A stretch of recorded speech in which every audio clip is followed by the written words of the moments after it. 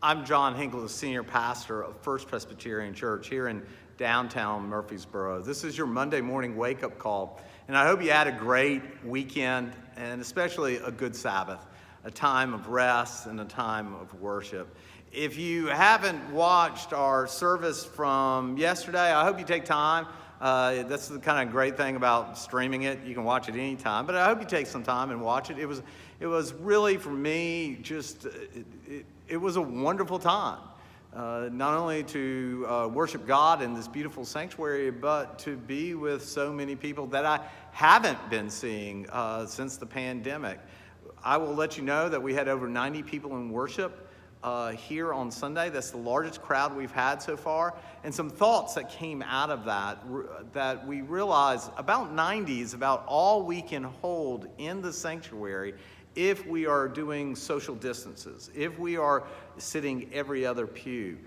So we're coming up with some new ideas. We are not going to a second service yet.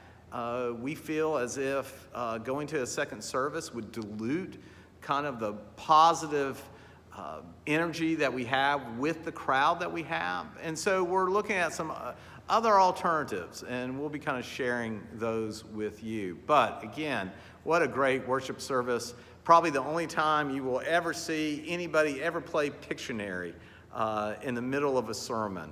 So now you definitely have to go back and watch the sermon. A couple of things that I want to point out. First of all, like so many of you, my calendar and keeping up with times and events, I was terrible before the pandemic. I'm really bad now. I said last Sunday, not this past Sunday, but the last Sunday, that the session was meeting on Tuesday and be praying for them. And then all of a sudden, I thought, this is odd. Why are elders asking me if we're meeting this Tuesday? Of course we're not. It's not time to meet. Of course, I said that in the sermon and in the announcements, and totally off. But we are meeting this Tuesday via Zoom. So please be praying for our leaders, for our elders, for our staff as we continue to move forward.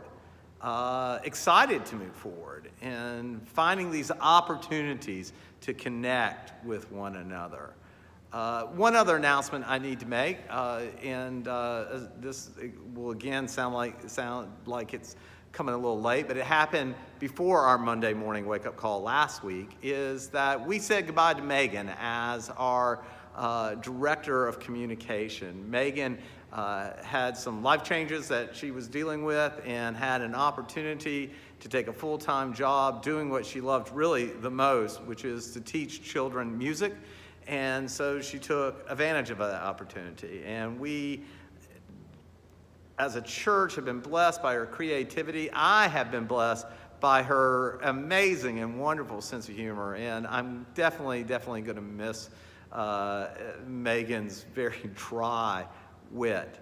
The personnel team, since we are still in this kind of distant staffing, working at home a lot, has made the decision that we are not going to fill this position right away. In fact, we probably won't fill this position until we get back to this kind of regular routine of the staff coming to the office from 9 to 5.